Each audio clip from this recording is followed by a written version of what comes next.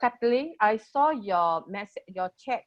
I think I have just done that means the link to the group chat. You can download that one and then you see what happens.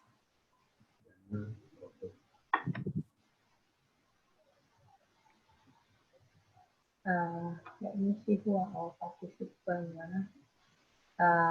So mine, I ask. Regina got it. Who else? Okay, so the correct figure should be 770,383. So make sure that you get the right numbers.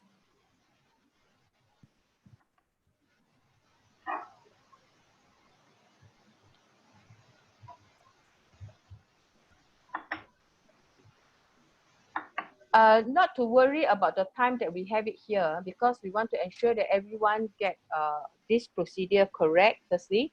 Secondly, we want to make sure that the apps that you're using is up to date. Yeah, Vijay, I see you got it, very good. Ginny got it. Ginny. Oh, yes. Yes. Yes, got it.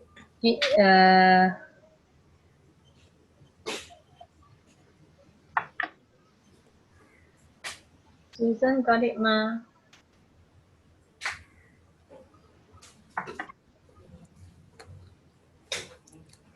Sister May got it.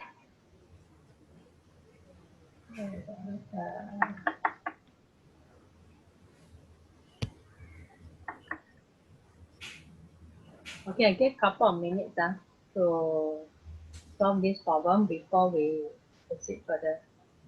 Okay, Susan got it. Okay, I think everyone got it. I assume. We wait a while more for everyone to get the figure. Wait for Kathleen first. Yeah, okay. wait for You got it now, Kathleen. Okay, I see you. Okay. Very good. Okay. So I think we can proceed. Yep. Okay. Okay, so back to our figure earlier, we actually got the maximum purchase price of 77K for this couple. Do you think with the 77K we can actually purchase a decent condo for them? Correct, easy, for them with 770. No, right? Okay. Because we cannot expect our client to downgrade, let's say, from 5 room to a 1 bedder in EC. This don't make sense. All right. With that, we go back to our PropWizard. Go back to the first screen. Can everyone now, instead of earlier we went to executive condo, right? Now we come to this property / commercial industrial. This one. Okay, this one. Can see my cursor? Okay.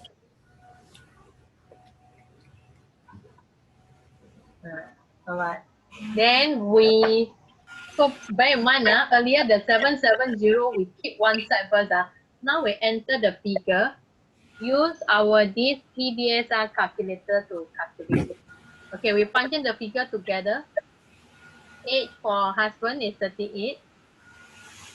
Fixed income 5,000. Assuming bonus, car loan, credit card, everything don't have. Then we move on to second buyer, age 35. Income is 4,000. You can refer to the case study. Also, it's very nice to put the case study side by side so you can see. And then assuming the rest of commitment also 0. With that, we scroll to below and then we click private receipt. Click here. Yes. Click private receipt. Click on it and it will bring us to the TDSR calculator. Can everyone see now? The TDSR threshold now is 5,400. And Maximum loan is 1.155. Maximum purchase price now is 1.540, approximately 1.5 million. Everyone got the figure now for 1.5 million maximum purchase price? Yes, got it. Got it, now become very easy, but how about the rest? Got it, 1.5 million? Got it. Got it, Okay, Yes, not got very it. fast. So can, yeah. Can unmute and voice out, if we got it or don't got it, yeah. What next, Raymond say what next?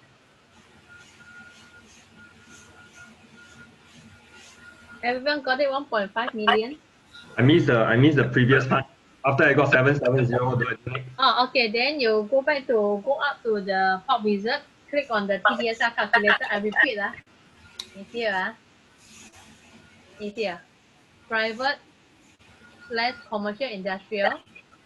Click here and then input the figure again. Husband is 38. I repeat, fixed income monthly pay is $5,000. Assuming no other commitment. Buyer 2 wife is 35. Fixed income $4,000. Assuming no other commitment. And then click on the private residential, private resi, and this will bring us to TDSR for this couple. You see the TDSR 5004, maximum loan 1.155, and then Yes. purchase price is 1.5. So I hope everyone got it up to this stage. Got it? Yes, got it. Thanks. Got it. Okay, good, good. Is everyone following? Because after this, we are going to another app. We look at the summary put up by Joshua at the left slide. Calculate TDSR oblique MSR. For this TDSR, we got it 1.155 the loan, meaning the purchase price can be up to 1.5. Let me ask everyone. Earlier when we calculated the MSR to purchase an EC, the purchase price is only up to 770K. And then now when we come to TDSR, our purchase price for this family can go up to 1.5. Between the two, which one actually is more suitable for them? Can everyone unmute and give me an answer, please? Please, participation is required now. Private property. Private property, because the condo for private residential condo, they can actually purchase up to 1.5 million. But if let's say they go to EC, because they think EC is cheap, it's lower price. But then for EC, due to the MSR regulation, they can only purchase up to 770K property, which is kind of really not suitable because 770K cannot do anything. Yeah, cannot purchase, cannot get a decent place for them. So with that, let me ask everyone something. What is the difference between TDSR and MSR? John 可以帮忙吗 ？John Chia。John can unmute 吗？可以 share with everyone 吗 Yeah. The difference between MSR and TDSR. MSR is basically applies to when you're buying for HDB as well as the EC. Whereas TDSR basically is applicable to private property. Yep. Thank you, John. Because MSR is 30% is mortgage servicing ratio. So it's 30%. The calculator works in such a way. Your loan is kept at 30% of your income. You see, for this couple, they have the same income. I mean, they have income. We punch in the same income for MSR and TDSR. We did not punch in different figure. It's the same figure, same salary, same thing. But because of the ruling, MSR they can only loan so much money. Okay, And then for TDSR, we punch in here, you see the loan actually can go up to 1.155 with the same income, same age, but they can actually get more loan and higher servicing loan amount. All right, so up to here, everyone clear? Between the TDSR and MSR, there is a difference. So sometimes our client, they don't really understand. They will tell you, I would like to go and buy an EC because it's cheaper. But after you calculate using MSR, you realize that actually, in fact, they are not qualified to buy MSR. But if they say we bring them back to private condo, we work on the same amount of their income, you will be surprised that actually they can qualify for a 1.5 million purchase. Up to here, everyone got it? And Amir and give me a response. Am I very confusing? Do I confuse everyone? No, you're clear. Thank you. Everyone Uh, following? Maybe just Thank you. maybe just a note. Typically, you can see that if let's say for MSR, you can get for EC, you can get a loan of 577K. Typically a general rule, which I find I'm not sure if you can correct me if I'm wrong.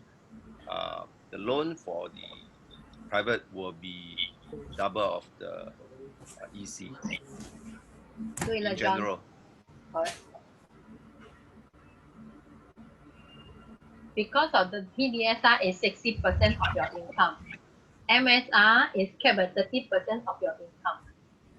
Let me share a case I encountered many years ago when I did the EC. This couple Steffi, sorry. give a minute. Steffi, sure. give a minute. You're off screen. That means I cannot see you, no? Oh, really? Yeah. Off screen? That means cannot see you. Cannot see me because I... Now can. Oh, sorry. Ah. I want to hide. Okay. Okay, let me share a case. My actual Sorry, give me a experience. minute. Sorry, Steffi. Okay, now, I think Jeannie, is it? Jeannie, I think your background, you have to mute yourself. Jeannie, I think you have to mute yourself. Yeah, thank you. Okay. Sorry, Steffi, you can go ahead. Okay, thank you.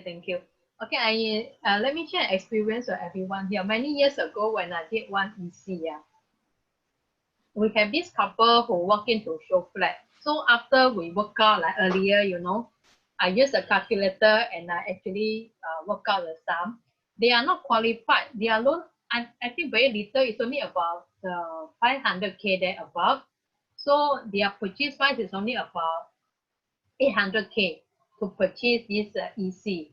But for 800K, we find the unit is kind of very small, so not suitable for them.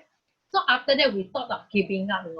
In my heart, I think this client, with the loan so little, there's no way they can upgrade. And then I don't know, somehow after that, I used TDSR calculator with them. And then this loan jumped to about double. It's about 1.5, 1.6 million. So because of this personal experience I encountered, so I, have a very good, what they call it, experience. I forever remember, if this client come to you and say they want to purchase an EC, but end up they cannot purchase, that doesn't mean they cannot go and purchase a condo. Because we always think that if they cannot afford EC, how can they possibly afford a condo? But this is not the case. Because of the MSR and TDSR ruling, that actually makes a lot of difference. So I hope by sharing this, everyone can remember this. Not qualified to buy a EC doesn't mean they are not qualified to buy a condo. In fact, there's 10 better chance to go into private condo. Yeah. So up to here, we are very clear. Then for this case, we will sum up that it's good for this couple to go with their maximum loan to go for private condo. Take a look at our summary here. Calculate the TDSR. Now we've got it. The maximum loan is 1.155. Okay, loan tenure 28. IWAA is the income weighted average is 37. Sorry, Steffi. I think Yes. maximum loan is at 1.54, right? Maximum loan is 1.155. 1.540, that's loan, okay. that is the purchase price Okay, they can okay. go to. Yep. Mm. Everyone up to this part clear? Can we move on?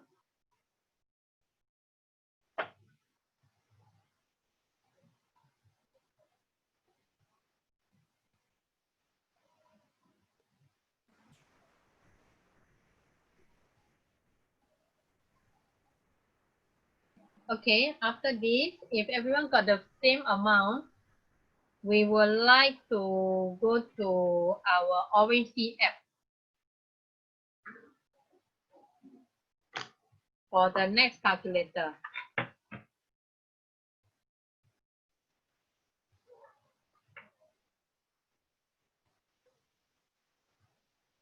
Let's pull up our Orange Key Super app.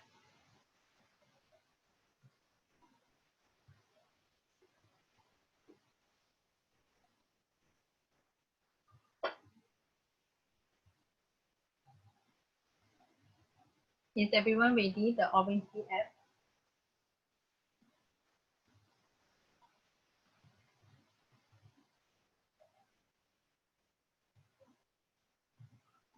Scroll down to financial calculator. Can everyone see here? Everyone following?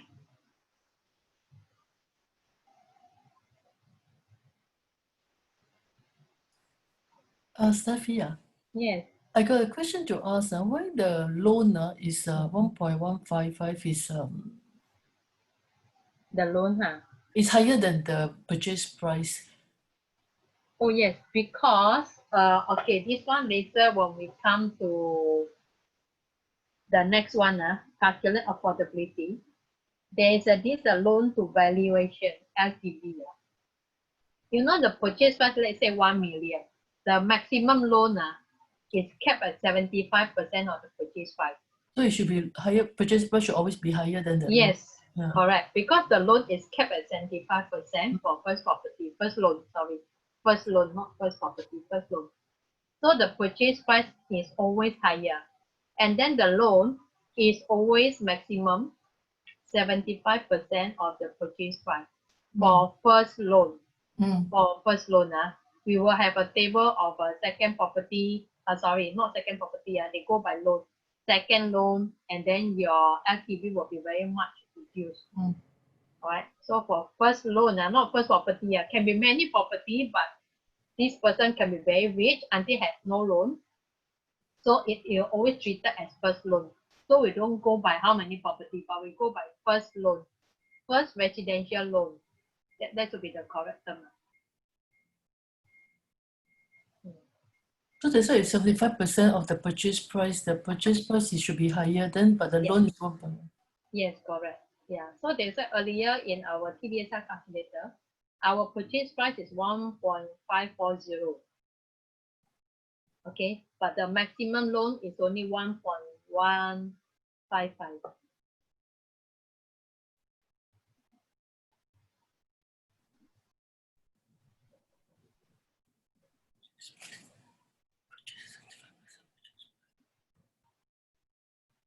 Stan is saying that Joshua probably wants to share on this.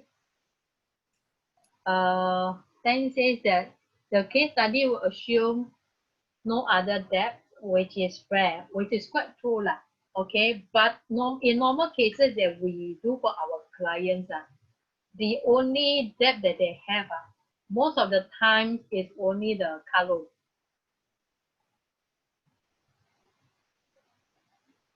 So if let's say the car loan they have 500, they have $1,000, we need to fund in.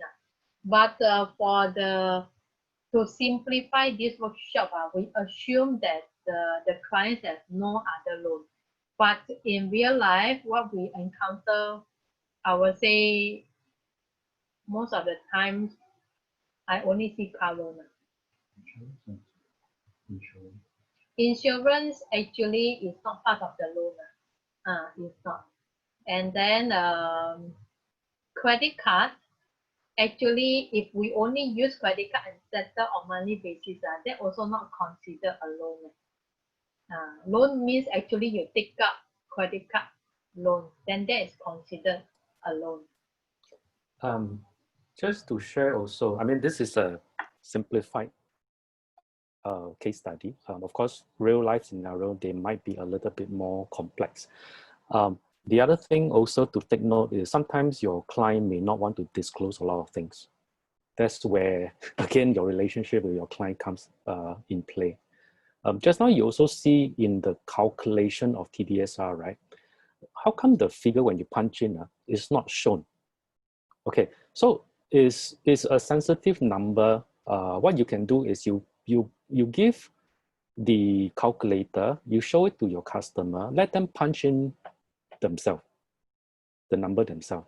So when the customer know that this calculator doesn't show the sensitive data, right, they will be more comfortable in keying in the number. Yeah.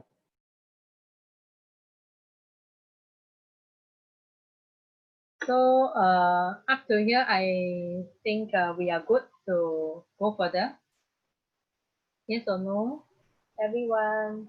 Yeah, Steffi, you're Yes. off screen again. Oh, sorry. Okay. Okay. 回来了。 Can we move on? Right. Yep. Okay. Next, we go to this our ORIC app. Let's scroll down to financial calculator. This one. Click on it. Let's go to income weighted average age first. First step, come to this IWAA, income weighted average. Okay, because you see earlier the buyer one age is 38. We punch in the figure here. Buyer 2 is 35. Monthly fixed income for buyer 1 is 5,000. For buyer 2 is 4,000. Okay, assuming no variable income. Okay, here we can see at the bottom, IWA income weighted average age is 37.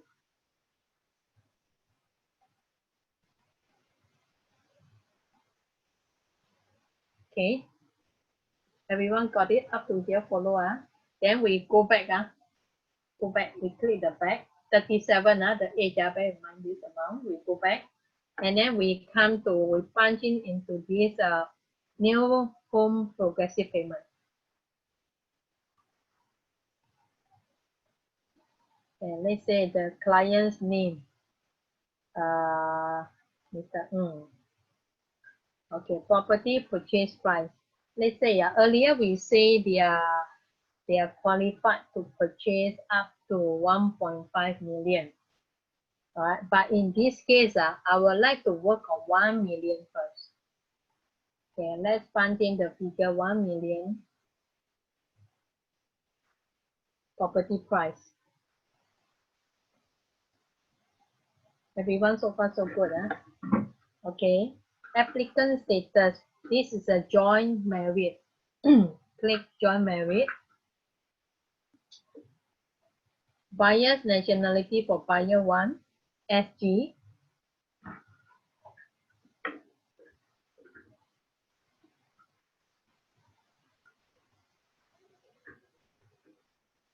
Okay, and then number of properties owned in SG after purchase. This will be their first property. Buyer 2 again is SG. Number of properties owned in SG after purchase, also their first property. Number of outstanding housing loan is 0 because they have sold their HDB. Agree? So this purchase will be their first property. So means they don't have any outstanding housing loan. So it's 0. It's 0. And then age of borrower. Earlier we have calculated in the income weighted average age, the previous calculation. Income weighted average age is 37. So we input 37 here. Loan tenure is by default, meaning from 37 up to 65 years old. So the system will auto calculate. So the tenure here is 28. Next one is loan to value. Percentage is 75% because we declared earlier number of outstanding housing loan is 0. Yeah, okay. Everyone can see number of, earlier we already input number of outstanding housing loan is 0, means they don't have other housing loan. That's why the LTV is 75%. Let's give it a try.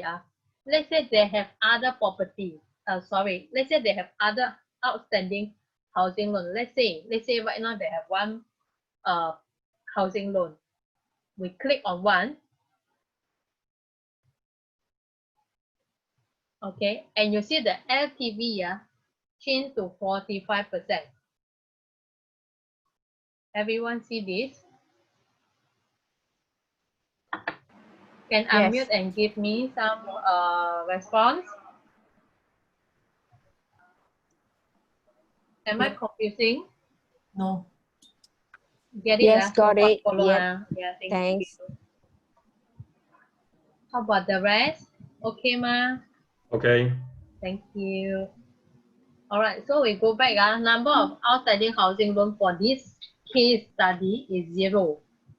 So the LTV is 75%. All right.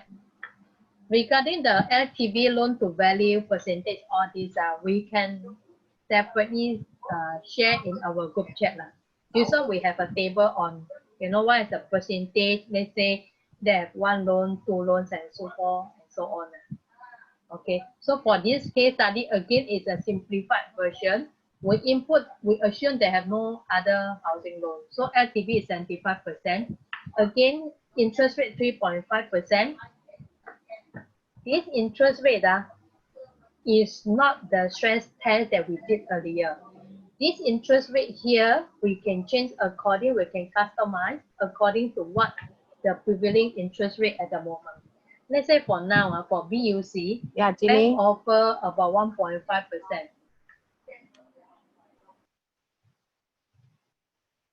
Okay, so we enter the interest rate 1.5%.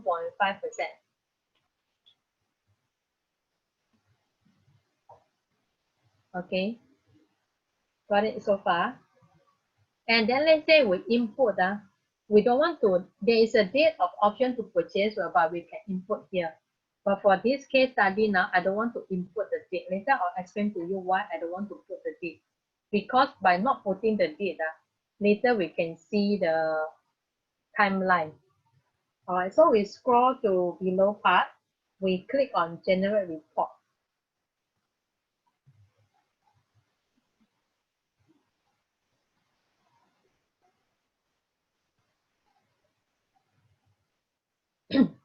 Okay, let's take a look at this. Okay, purchase price based on 1 million for this couple,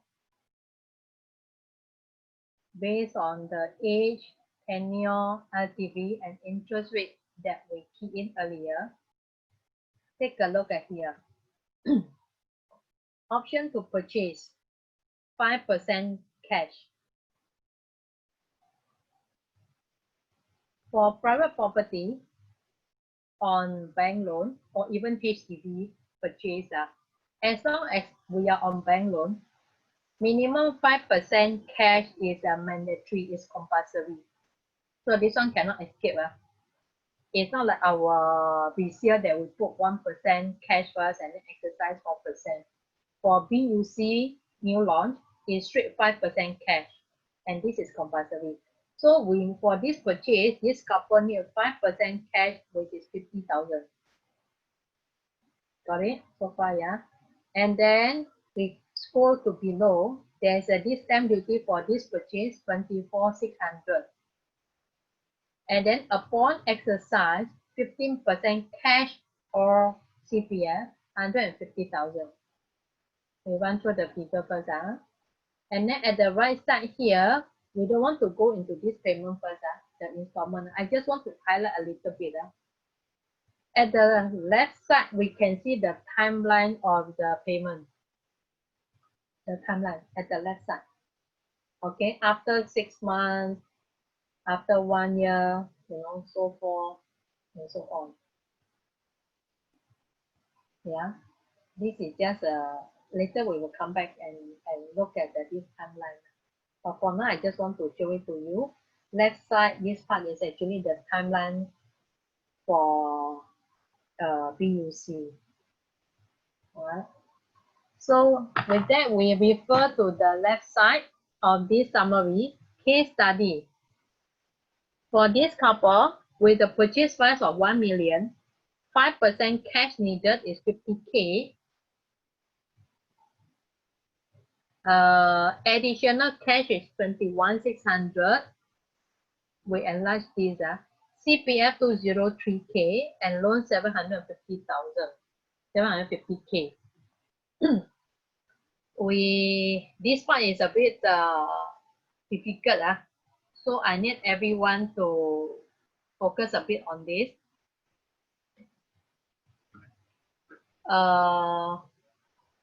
Can I ask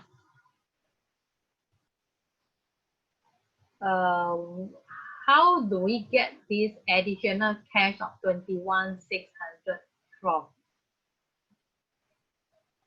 this amount?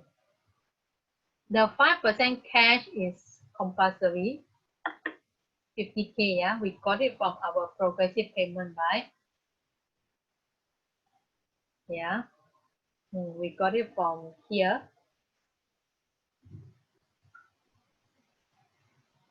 The 5% we got it from here, right? 50K. And then we jump to CPF 203. Where do we get the CPF 203? We go to the top, to the first part. Earlier, after selling of this HDB, this couple actually refund to both their CPF account 200K. Then how come we have 203? Because in the earlier slide, the very first case study, take a look here.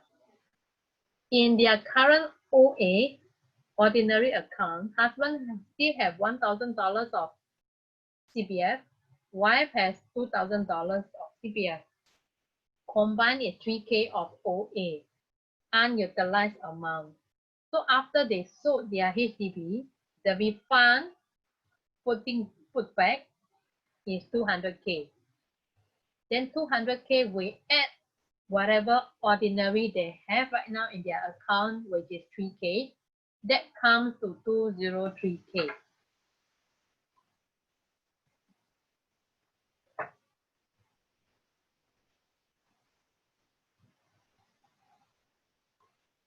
Can someone share how do we get the 21,600 additional cash?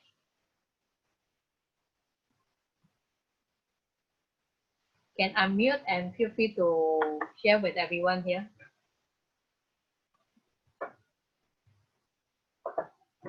We get this right, we can go Japan. 1 o'clock, line. Yeah. For paying the buyer's stamp duty. But the stamp duty is our calculated 24,600, Mr. Low. And stamp duty also can come from CPF. It doesn't have to be in cash. It is not compulsory that stamp duty has to be paid by cash. It can come from CPF.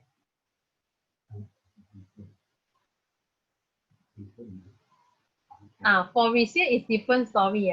For resale, we cannot simply tell our buyer you can use your CPF for the stamp duty. This one another scenario. So there's always a difference between BUC and resale. Now I say that stamp duty can be paid through CPF, but this doesn't apply to resale. Be very careful. Okay, it is not the same. This one, because you have that 3K in OA, 24,600 minus 10K. Short form things like that. Let me see what Kathleen say. Kathleen say total initial outlay is 224,600 less 203 CPF calculated 2.6 or 21. Yes, Kathleen, you're right. Maybe Kathleen, do you mind to unmute yourself and share with the rest how you get this 224,600? 来 wait, wrong, cost cash needed is 50K.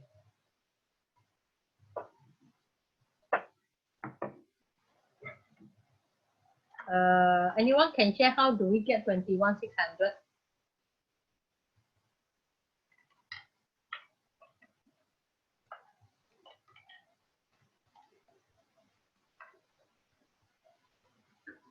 Kathleen, actually, what you say is right. 224,600 is correct. Okay.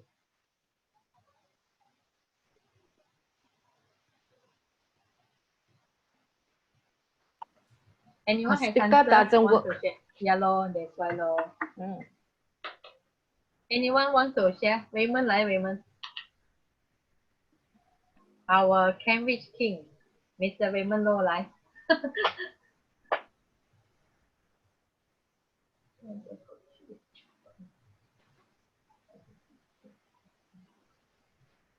Jonathan, our brother Jonathan say this is 1 million plus 10 BT. Total purchase price is 150K, 203.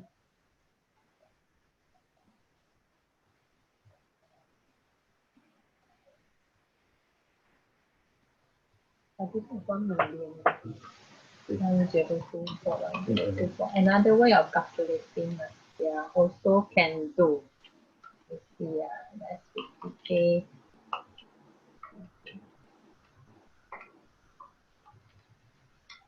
Yep. Our senior is so what? All right, maybe let me show to everyone a simpler way of calculating this. This one. Okay. Let's come and take a look at the progressive payment again. This part. Okay. The 50% cash compulsory is there. Okay. But earlier I mentioned that the LTV for first loan is 75%. So meaning buyers have to cover 25% of their purchase. Am I right to say that? Okay, respond. Am I right to say that? Yes, okay. So for this purchase 1 million, 25% is 250,000. Correct, Okay. And then the stamp duty for this purchase is 24,600. Total is 274,600. Hope everyone is following. Okay. So 250,000 plus the stamp duty 24,600. Total is 274,600. And then from this amount, we minus the compulsory 50K, the first part. The compulsory 5% cash, 50,000. So we minus 50,000.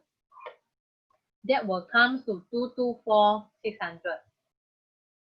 And then because this couple has 203K in their CPF, so that left with 21,600 cash. meaning is the amount they have to top up by cash. If let's say they have more CPF, then of course entirely can come from their CPF. Alright, but for this case, they only have 203K in their CPF. So that means they have to top up the difference, the shortfall in cash, which is 21,600. Why do I say so? Let's take a look at this chart. First loan LTV 75,000. Valuation is 100%. For this case, bank only covers 750,000. So means the 25% and the stamp duty and all other fees will come from cash or CPF. Right? Then the 5% cash compulsory, we input here 50K. So there's a difference of 200K, which actually comes from CPF. In this case, it's 203K. All right. And then there's this stamp duty for BUC, actually also can use CPF to pay. All right. So that's how we come to the difference of 21,600 cash. This is the sequence of payment regulated by MIS. You can actually use whatever amount in your CPF, but any shortfall in your 25% plus stamp duty has to be paid by cash first before your CPF can come in.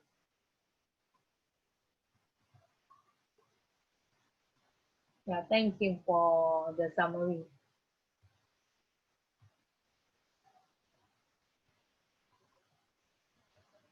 So far, everyone following?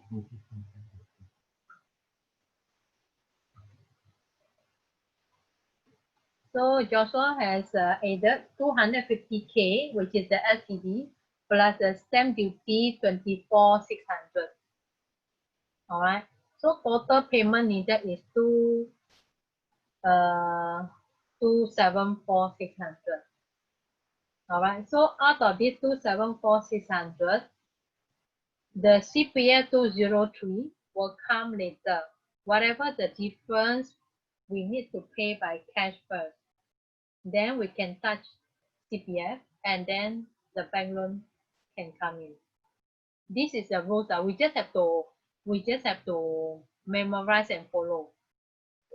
Because some buyer will say, right now my CPF I have 203. Why don't, other than the 50,000 cash, I pay stamp duty and everything by CPF first? Because actually the shortfall, the 25% this LTV, how to put it that? Maybe we go back to this progressive payment.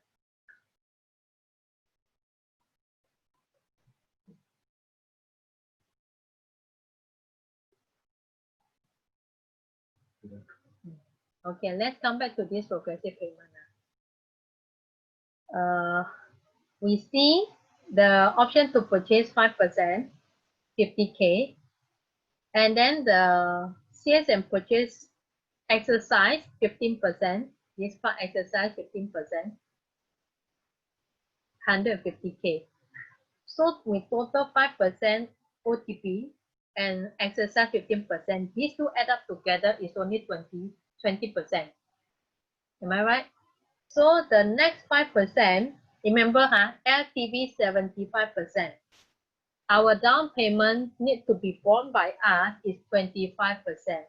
But up to the time of exercise, we only use 20%, which is 5 plus exercise 15%. These two add up together only 20%. Correct? So the next 5%, when will it come? We will come to the next 5% only when we come to this. When the developer asks for foundation, which is the 5% here. Can everyone see 50K here? This will be another 5% under the LTV 75%, whereby we need to take up 25%. This 5% will come very much later. Many developments if let's say the client purchased during initial launch, this 5% will only come in like probably 9 months or even 1 year later. So probably some buyer will tell you, why don't I pay this 5% cash later, when let's say 1 year later, or maybe 9 months later, when the developer call for payment. Why do I need to actually pay the 21,600 now?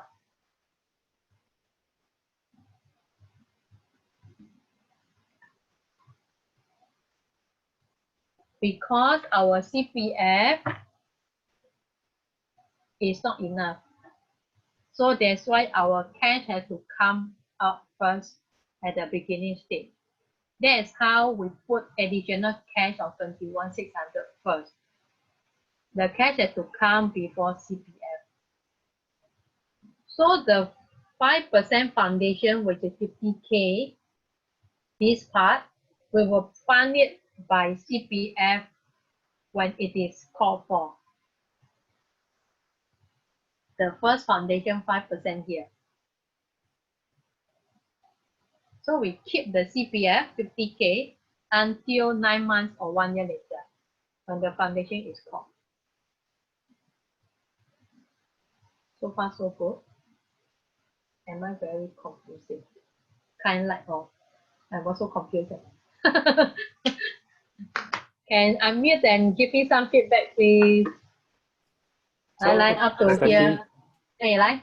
Just want to ask, if the client has got a lot of CPF, which means do they still have to come out with cash for the first 25%? No need. If they say, a client has a lot of CPF, let's say for this case, the client has more than 203,000 of CPF. Let's say this couple have 250,000 CPF. Assuming this couple has 250,000 CPF, then what the cash portion needed is only this amount, 50K only.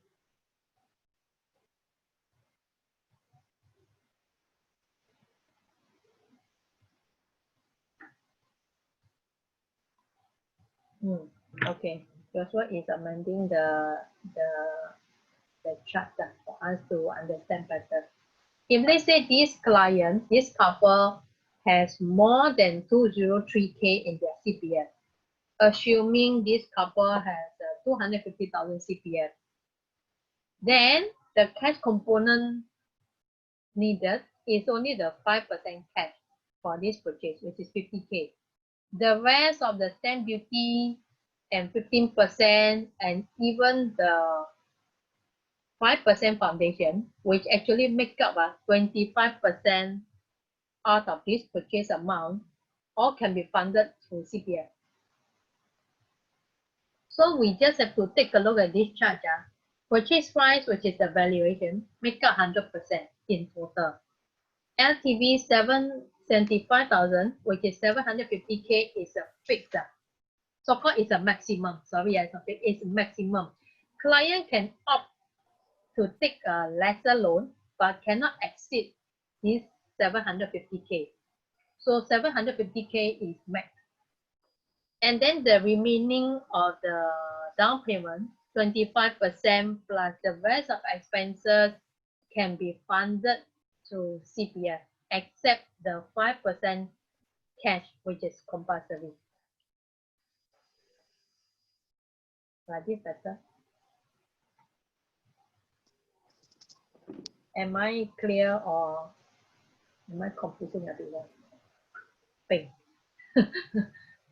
Can Amir give me some feedback, please? Steffi. Hi. Okay. Considering the question that Joshua asked just now, the customer has a lot of CPF, right? Which he can pay off the 21,600 cash. Okay, and with the fact that the bank interest is so low, would you recommend actually the client use up all the CPF, or use the minimum CPF that actually the rest take a loan?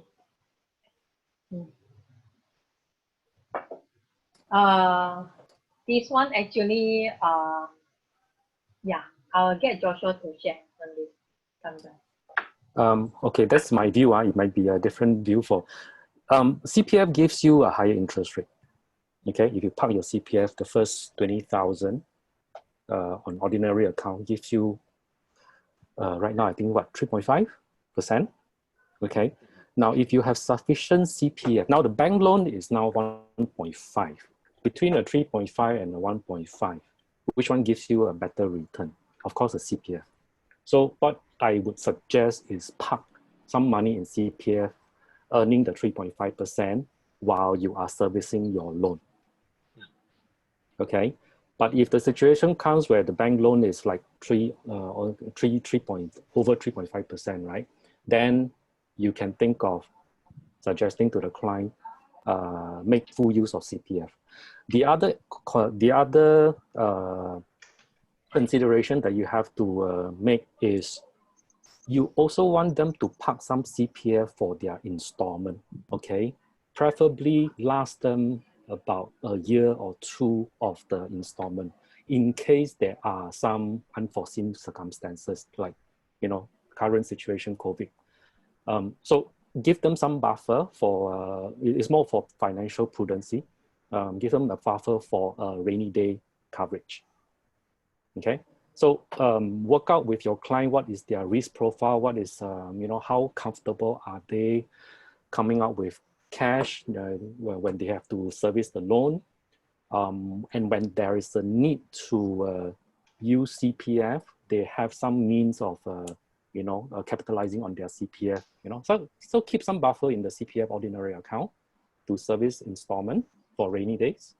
And at the same time, also think of the capitalize on the interest rate in the CPF to service your low bank loan in interest rate eventually. So work it out. Don't have a number to show you, but that's the direction you can think of. No? Hope this is clear. Yeah, I hope that actually it's clear for everybody.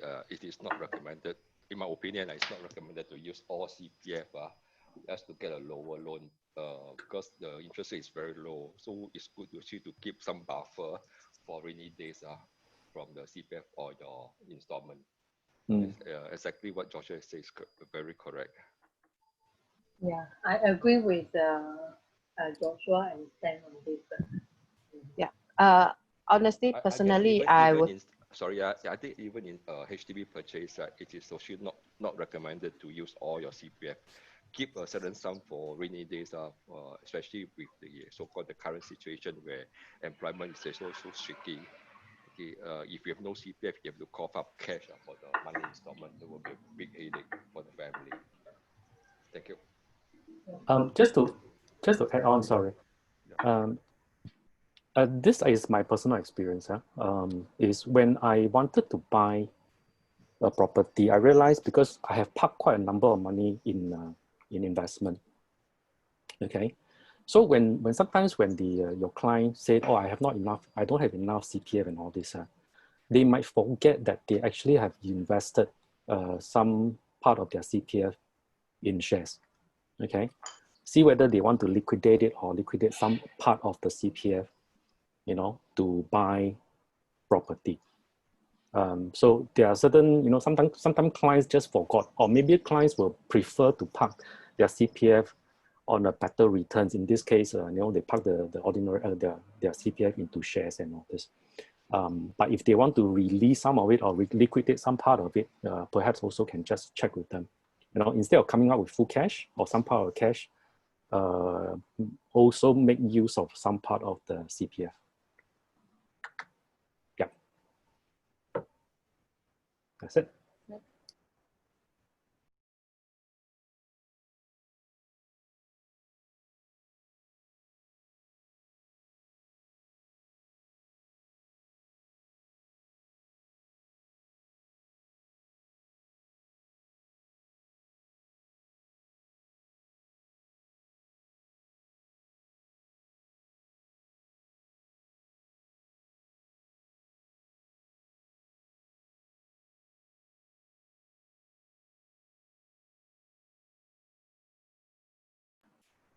Well, okay, sorry. All right, so far everyone good. So we will move on from here. Let's complete this chart.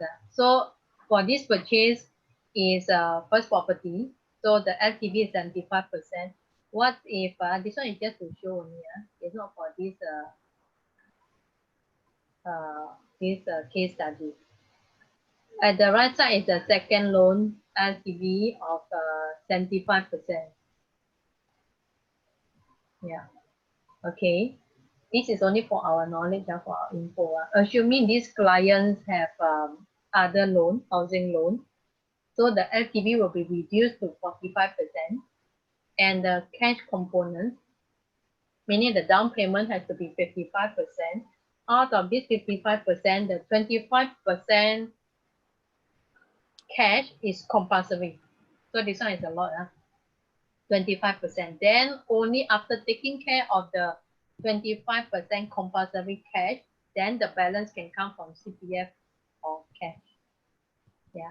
So we only want to focus on the first loan LTV for this case study. Okay. Then so for this case, we summarize that for this case study for this couple, okay, if they sell their HDB, they can buy resale for immediate occupancy. If not, if they sell HDB, then buy BUC, then they need to look for alternative accommodation before TOP, probably 3 to 4 years later. So what we want to sum up here is that understand your client's needs and wants. There's nothing wrong whether they go and buy resale or buy BUC. But of course, later part, we will share why actually it's not because as agents we want to line up our own pocket with higher comp by getting them to purchase a BUC. But if let's say client purchase BUC, a good property correctly, upon TOP, normally like the other time Gibson shared with us, the capital appreciation is really there rather than resale. All right, but this one we will cover later part. So most important, understand our clients' needs and wants and their risk profile and appetite too. So cannot apply the same for everybody.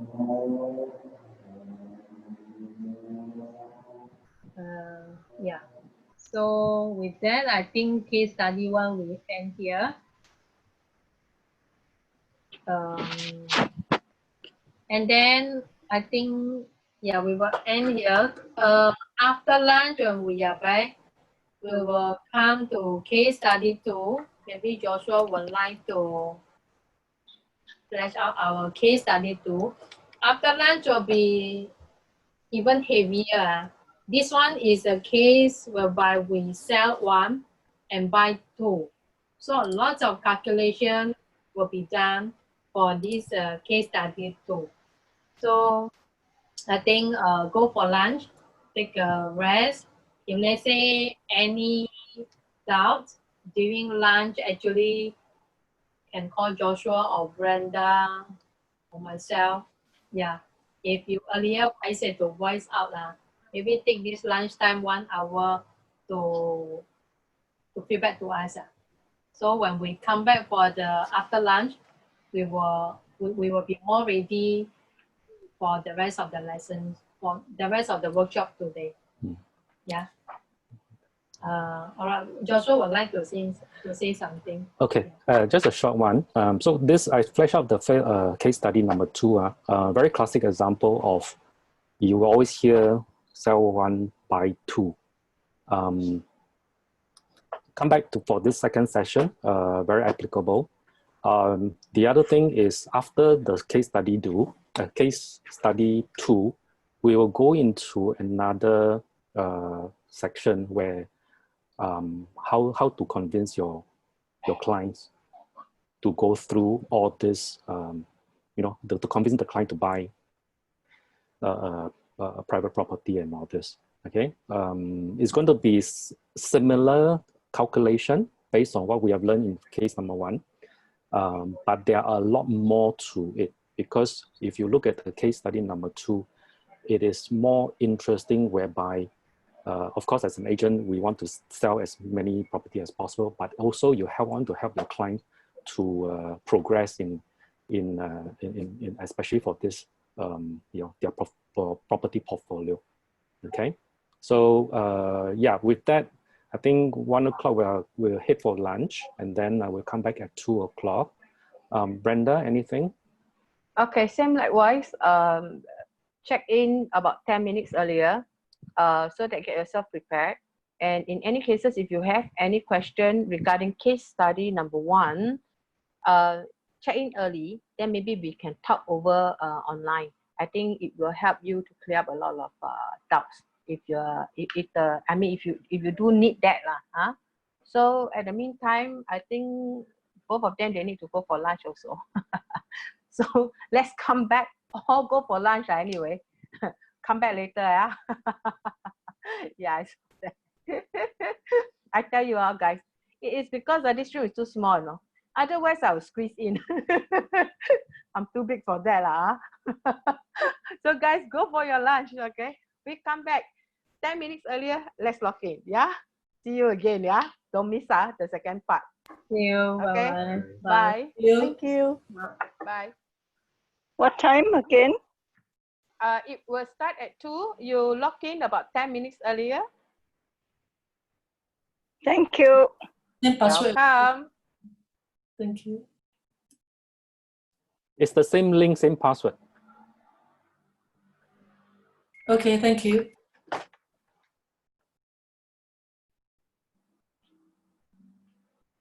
See you at 2.